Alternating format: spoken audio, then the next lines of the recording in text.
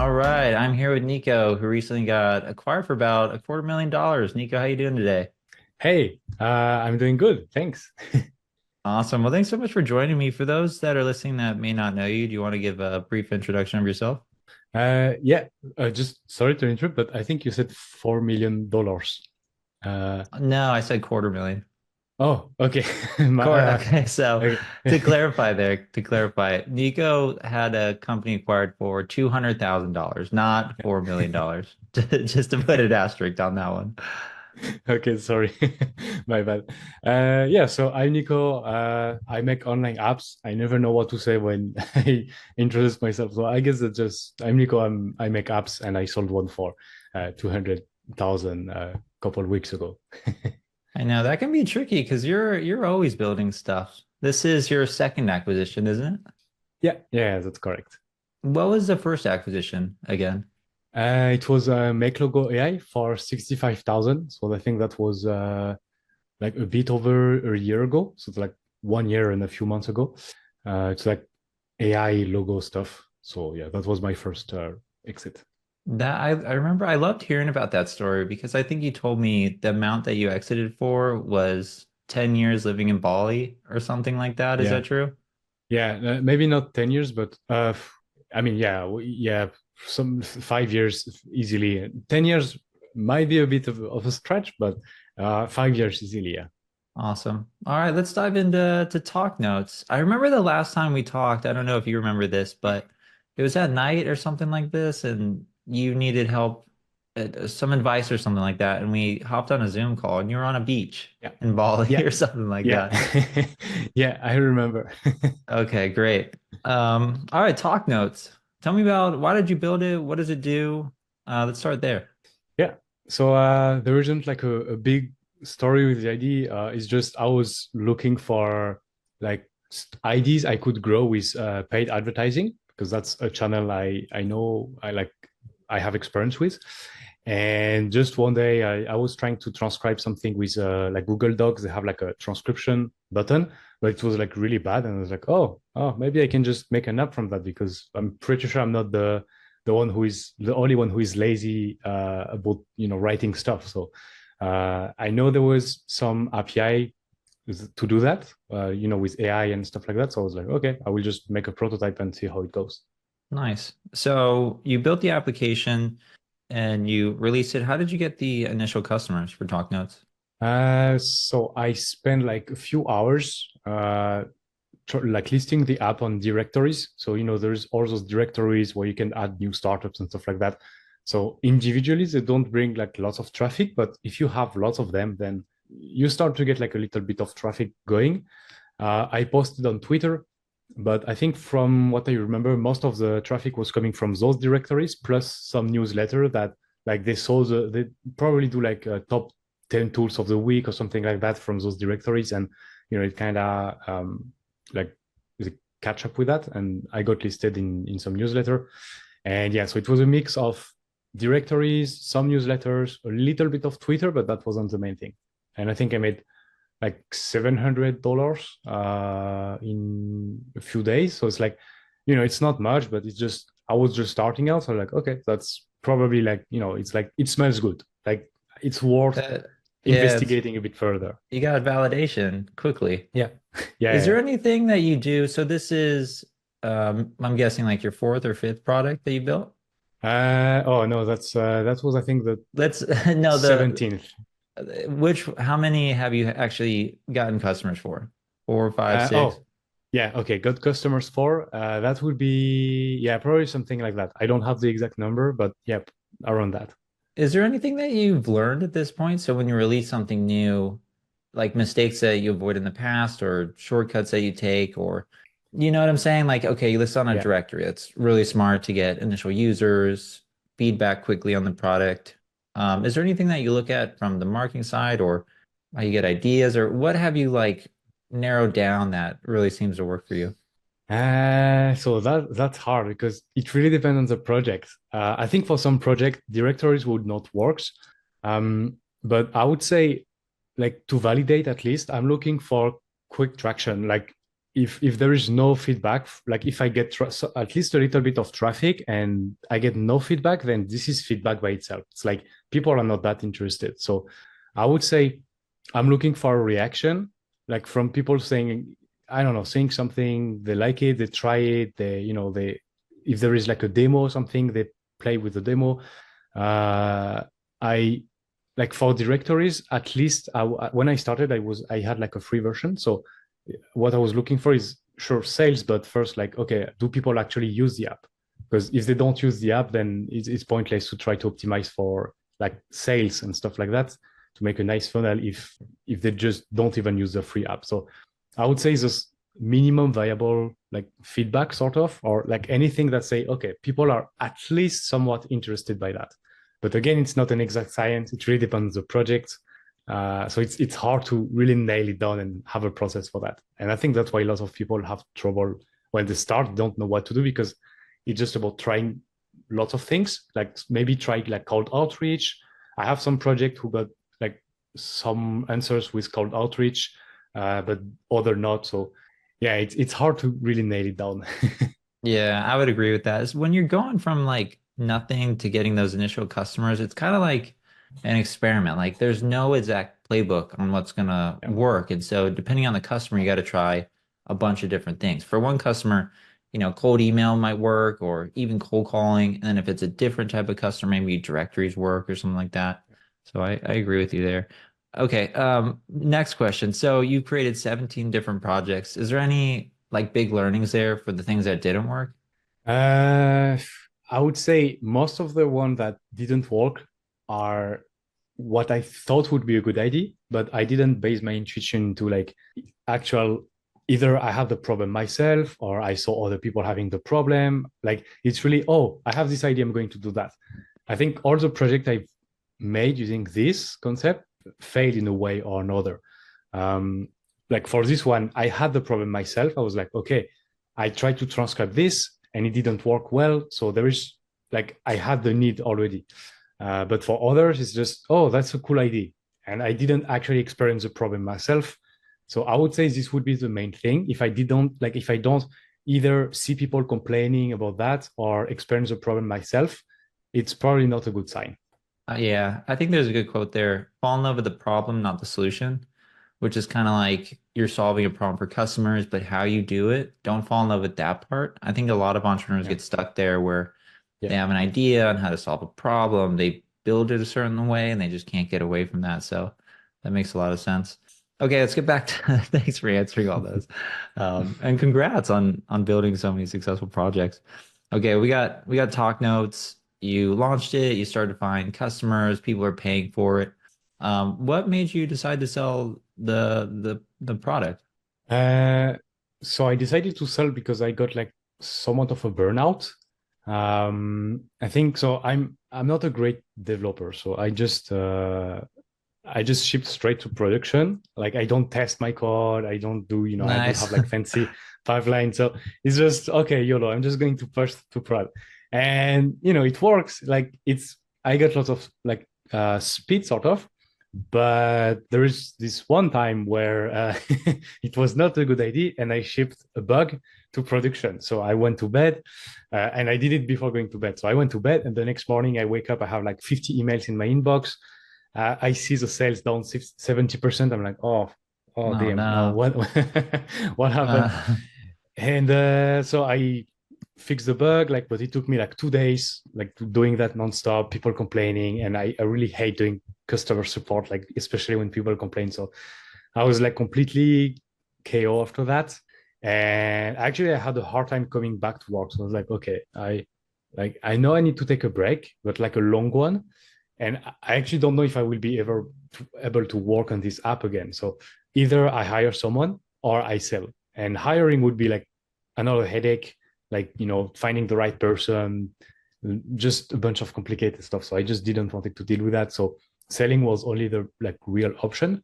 And I knew I could get probably between 200,000 to 300,000, something like that, considering the recurring revenue and the sales. So like, okay, that would set me like I don't know exactly how to say that, but that would put me in a really good position. Like I don't really have to worry about running out of money again, at least for a few years, like more than what I already had. So I was like, okay, I'm just going to list it and see how it goes. And yeah, that's how I listed it on Acquire. Nice. Well, I think every entrepreneur goes through a little bit of burnout. I've had it. All my friends have had it. It's kind of just expected. I think you should, when you're building a company or a product, big or small, I think you should just anticipate it coming and learn the signs of when it's happening. And I think it's great that you recognized it and you did something about it. You didn't just keep building and then burn the thing to the ground or something Mm, bad like that, you know? yeah. So I'm glad to hear that. Tell I, me about, yeah, go ahead. oh, yeah, I was just saying, I think if I continue, like if I like, okay, no, I'm just going to take a break and try to ship, but I would have shipped new features and stuff much slower, like probably not just maintenance. But the thing is, since it's AI moves super fast. So within a few months, you get new competitors and stuff like that. So it's not possible to just do nothing when you have something in AI, in my opinion, just too much stress. So that's It, one of the major reasons that I wanted to exit because I couldn't afford to. Like if I waited 1 or 2 months, I basically could be left with nothing. So I was like, okay, I would rather not take the bet. it's true. It's definitely true. That market is moving crazy fast. Yeah. And I think if you're just not enjoying it, like if you build something and when you first build something, it's always exciting. It's going really well. You're getting new customers, and then it comes to a point where you're just kind of, you got to service your existing customers. You got to Yeah. maintain the business just to keep it going. And that can be somewhat of a grind. And if you're not enjoying it, I think there's something to be said about, you know, there's a quote I always like, which is in startups, you're gonna be beat by someone where it feels like fun to them, but work for you. Where if you're kind of slugging it out and you're competing at someone where they're always having fun and not necessarily viewing it as work, they might Yeah. end up passing you. So I get what you did there, and I respect that. Okay, so tell me how did my team help you in terms of listing the business, helping you with an acquisition strategy? How did that go? Because I think that was different from before the last time you listed a Mhm. business with us. Yeah. So I think the last time I listed, I'm not sure if it was there yet, but it was like just do my thing. I just list it and that's it. I like no intervention, no help, no tips, etc. It's just I list and then I handle everything. But this time, so I was with Ebony. So we got on a call and she gave me like advice first regarding the strategy because for me what was important was getting full cash and uh, like selling it fast, like in a few weeks. So Hmm.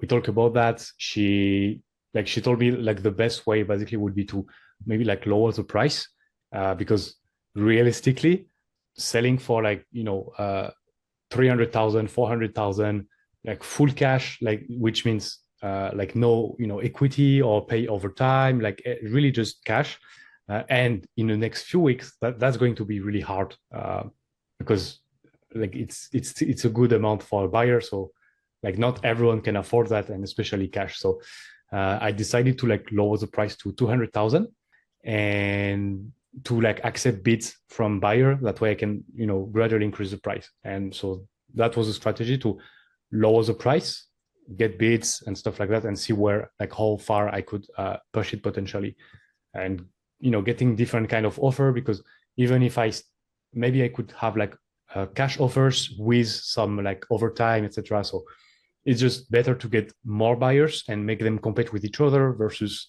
uh, putting a high price and getting no interest at all.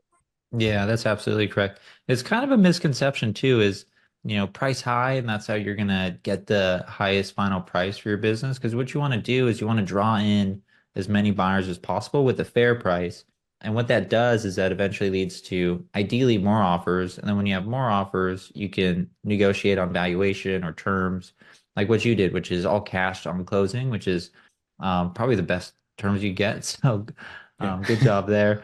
Tell me how many NDAs were signed or how many final offers did you get? So in terms of like letter of intent, I think I got two, but I got like lots of like informal offers just by message. So I think like if we count the informal, I probably got like four, five maybe. Like people being interested to say, okay, I can give you that much, etc. But actual letter of intent, I only got two because I didn't want it to wait more. So I was like, okay, this day I will accept the best letter of intent, and some buyers were a bit late and they send me a message after, hey, is it sold, can I still buy it or something, like sorry, that's that's too late. Yeah. So I would, yeah, it's just I don't like, I don't want to risk losing a decent offer because of the, like, potentially I could get a better one potentially. So yeah, I would rather get 200,000 today than 300,000 in 6 months or something. Yeah, that's a risky game that I see a lot of entrepreneurs playing is you get an offer in hand and then you take it and you shop it to all the other buyers and you wait a bunch of time, a couple weeks go by, and then your original buyer goes, what's going on? Are we going to move Yeah, forward? And you worked really hard to get that one offer, and then the buyer, gets cold feet or feels that something's going on and you're not respecting their offer, and then they take it or they take it yeah, away. yeah, That doesn't happen all the time, but obviously the longer you take that offer and don't move forward or politely decline, the higher the risk the buyer walks away. Tell me, how many buyers did you talk to? you mean on a call or just by chat in general? Let's do both, just in chat or on a call too. Ooh, chat, there was a lot. Probably 20 something. Like not necessarily big conversation, but at least like, signing the NDA and, asking question or something, like at least signing the NDA, I have probably over 20. Message, maybe between 10 and 15, like actual conversation, more interest, hard to say. And calls, I think I did three or four, it's something like that. I don't remember exactly, but yeah, probably around that. Those are great numbers for getting like two offers, strong offers, and then the amount of verbal offers that you got. Yeah, That's yeah, good. yeah. It's and it was pretty fast. So yeah, How quickly did you sell the business from time to list to finding the final buyer? I think it took over a month, but because we had lots of roadblock, otherwise that would have taken a few weeks. Yeah, let's get into that. Okay, so you find the buyer. What made you decide to work with the buyer that you did? Was it just good terms? You got along with the buyer? Was there anything else? So I would say good feeling with the buyer. He had like a vision for the app. He had a team of, people who can, like, he has the knowledge to keep pushing it. I had like two like real offer. So I had one for 220, but the this buyer can sell at the last minute. So I think he bought another startup in the meantime or something like that. I think he bought another startup. Mm. So like I was left with just one offer. I had other like who were like, oh, I will send you the like letter of intent or like by Monday or something, but they got late. So like, okay, I'm not going to waste more of the actual off like the serious offer, serious buyer's time.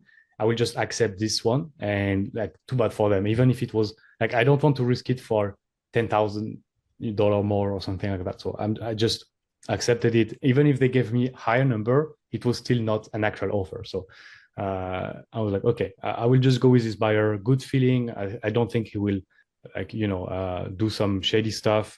He had some previous acquisition too, so he was experienced. So yeah, just good feeling, like a bit of everything basically.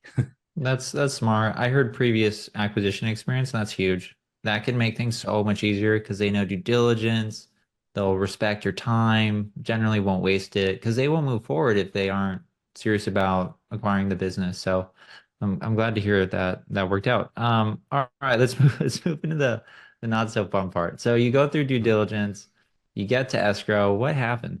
Yeah. So the buyer sent the money to escrow, and then I received an email saying, "Oh, by the way, I saw that you have like a TransferWise account on your link to your escrow. We cannot transfer to TransferWise." And I was like, "What do you mean? It's written on the website. Like on the website, it's clear. It's still displayed right now. It still says like Wise, we accept Wise and stuff like that." So I don't know. They changed the rules, I think, a few weeks before, and they don't accept Wise. I'm not sure about like Mercury, but they don't want to deal with neobanks apparently. So Yeah, no. We get our deposits from escrow.com to a Mercury Bank and they stopped those for us. It's since been resolved, but what happened with you was you essentially had the funds already sent and then they yeah, made the change. And what they yeah, should have done is never accepted the funds at all. So it never went to them in the first place. And that still not ideal, but yeah, changing that was just terrible time. I felt so yeah. bad when that happened. I was nervous. So But what then did it, yeah, go ahead. it was not all because after, so the buyer had to get the refund, and they keep saying, "Oh yeah, we refunded you," but the buyer asked his bank, and they said, "No, we didn't receive any request or anything from their bank." So they delayed by, I think it took 2 weeks to get the refund. So that's delayed things even more. So And that's yeah, a it's long time in yeah, an acquisition. yeah, That's like 2 years. That's like, yeah. how did you sleep during those days? Were you okay? Really bad. I was super depressed. I couldn't do anything during of the whole days. Like I was just laying on my couch doing nothing of the day, just waiting. That's a Really hated hard. it. Yeah, I'm sorry Yeah. that happened to you. Well, tell me, how did it finally end up? So the buyer ended up wiring you funds, you closed and Mhm. Yeah. Yeah. successfully Uh, acquired? yeah, pretty much. So I started transferring things while the refund was processing. So anything like that wasn't too sensitive, like he could prepare but I still give him access to the code base. Like I was trusting him because he like even if the fund were like blocked, sort of, he sent it already. So he had the funds and he was like willing to transfer. So at this point, I was like, okay, I will get my money faster if that work, and the risk is pretty low because the guy is doing like his business is doing acquisitions. So he would have like if something goes wrong, I have some audience on Twitter, I can complain, and that would like the guy wouldn't risk his reputation. And plus, we already been through the escrow thing together. So yeah, I was trusting him. So we started transferring assets, then we got the refund, and yeah, that's pretty much it. He sent me the wire and done. Good. Good to hear. So everything went smooth besides that one bump? Yeah, yeah. Good to hear. Okay, let's move to this. So, given this is your second acquisition, you kind of are familiar with this process. What are Mhm. like three tips you give to another entrepreneur looking to sell a business or a product? I would say the number one thing is don't like there is emotional attachment to the product, but it's not worth anything for the buyer. So even if you think your product is like your baby, it's not the case for the buyer. And I think most of them will buy based on the number alone, not the oh yeah, it's a nice tech, etc. Unless maybe you sell for like low amounts, maybe like 20,000, then you just make the code base, not really the customers. So I would say don't don't overvalue your products, and it's as we mentioned earlier, I think it's really worth maybe pricing slightly under what you had in mind to get more offer and then raise the bids, because like it's like a restaurant. If you go to a restaurant and there is like no one, then you're like, oh, like maybe why there no one, people don't like this restaurant, is it not good? But then if you see like a massive crowd, like like a waiting line stuff, you're like, wow, this restaurant must be popular, other people want it, so it must be good. So if you have lots of buyer bidding against each other, then it's like I think there is also like it creates a bidding war and you can get more. And I think there is some kind of like ego boost, like, oh, I don't want to let this other guy bid over me, so I will bid 5,000 more to get the startup, etc. So Yeah, yeah, that part is so true. There's a quote, if you have one buyer, you have no buyers. Because typically if a buyer feels like they're the only one, they're going to drag their yeah, feet, they're not going to close, they're going to reduce the price. So creating that environment where, like you said, they're competing, they want to win the acquisition, and then they know other buyers are looking at it, so they think it's a really good acquisition. It's kind of like validation for other buyers is knowing that others are involved and have looked at this. So that's great advice. I agree with that entirely. yeah. And then I would say, like your listing, like you should treat your listing like a landing page.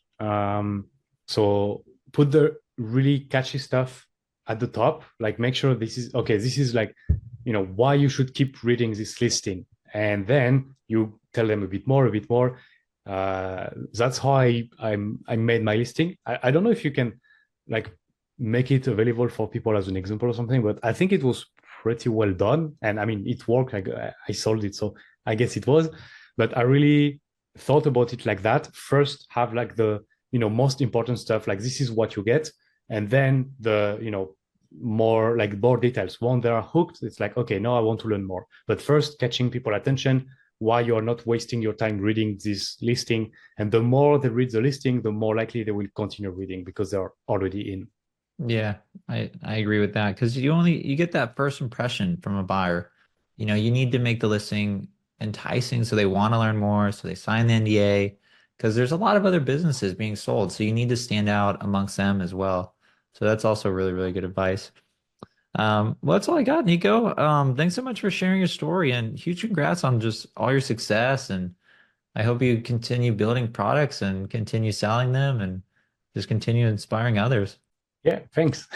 Yeah, I'm just I'm taking some vacation, but then I will be back to work probably in a few weeks. Awesome. Well, for those that want to hear more about your story or just reach out to you, where can they find you online?